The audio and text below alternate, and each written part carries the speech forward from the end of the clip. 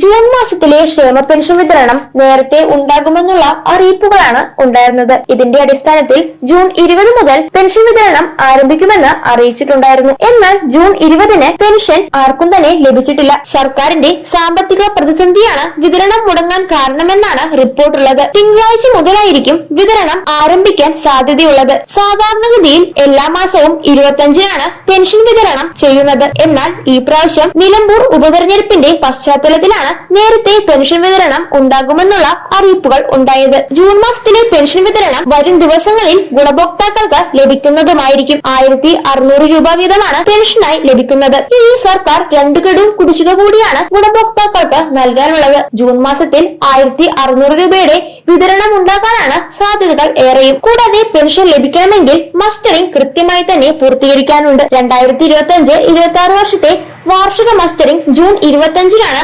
ആരംഭിക്കുന്നത്. 2 മാസത്തെ കാലാവധിയുണ്ട് മസ്റ്ററിംഗ് പൂർത്തീകരിക്കാൻ. ജൂൺ 25 മുതൽ ആഗസ്റ്റ് 24 വരെയാണ് മസ്റ്ററിംഗ് ചെയ്യാനുള്ള സമയപരിധി. മസ്റ്ററിംഗ് ചെയ്യുമ്പോൾ പ്രധാനപ്പെട്ട രേഖ ആധാർ കാർഡാണ്. കൂടാതെ ബയോമെട്രിക്സ് അടിസ്ഥാനത്തിലാണ് മസ്റ്ററിംഗ് നടക്കുന്നത്. ഏതെങ്കിലും വിധത്തിൽ മസ്റ്ററിംഗ് പരാജയപ്പെടുകയാണെങ്കിൽ മെഡിക്കൽ ബോർഡിൽ നിന്ന് ലഭിക്കുന്ന ലൈഫ് സർട്ടിഫിക്കറ്റ് ഹാജരാക്കി കഴിഞ്ഞാൽ മസ്റ്ററിംഗ് കൃത്യമായി തന്നെ ചെയ്യാൻ സാധിക്കുന്നതുമാണ്. കൂടാതെ മറ്റു ജില്ലകളിലാണെങ്കിൽ അവിടെ അടുത്തുള്ള അക്ഷയ കേന്ദ്രങ്ങൾ വഴി മസ്റ്ററിംഗ് ചെയ്യാൻ സാധിക്കും. അങ്ങനെ ചെയ്യുകയാണെങ്കിൽ പെൻഷൻ മുടങ്ങാതെ തന്നെ ലഭിക്കുന്നതായിരിക്കും. ജൂൺ, ജൂലൈ, ആഗസ്റ്റ് മാസങ്ങളിലെ പെൻഷൻ തടസ്സമില്ലാതെ ലഭിക്കും. തുടർന്നുള്ള ആനുകൂല്യങ്ങൾ ലഭിക്കുന്നതിന് വേണ്ടിയാണ് വാർഷിക മസ്റ്ററിംഗ് ചെയ്യണമെന്ന് അറിയിച്ചിട്ടുള്ളത്. സാമൂഹ്യ സുരക്ഷാ പെൻഷനും ക്ഷേമനിധി ബോർഡ് മുഖേന ലഭിക്കുന്ന പെൻഷൻ വാങ്ങുന്നവരും ഈ വാർഷിക മസ്റ്ററിംഗ് നിർബന്ധമായും ചെയ്യേണ്ട ഒന്ന് തന്നെയാണ്. കൂടാതെ ഇന്ന് ജൂൺ മാസത്തിലെ പെൻഷൻ തുക വരും ദിവസങ്ങളിൽ തന്നെ ലഭിക്കുന്നതുമായിരിക്കും. ഇന്ന് പെൻഷൻ തുക ലഭിക്കുകയാണെങ്കിൽ കമന്റിൽ കൂടെ അറിയിക്കുക. മസ്റ്ററിംഗുമായി ബന്ധപ്പെട്ട കൂടുതൽ വിശദാംശങ്ങൾ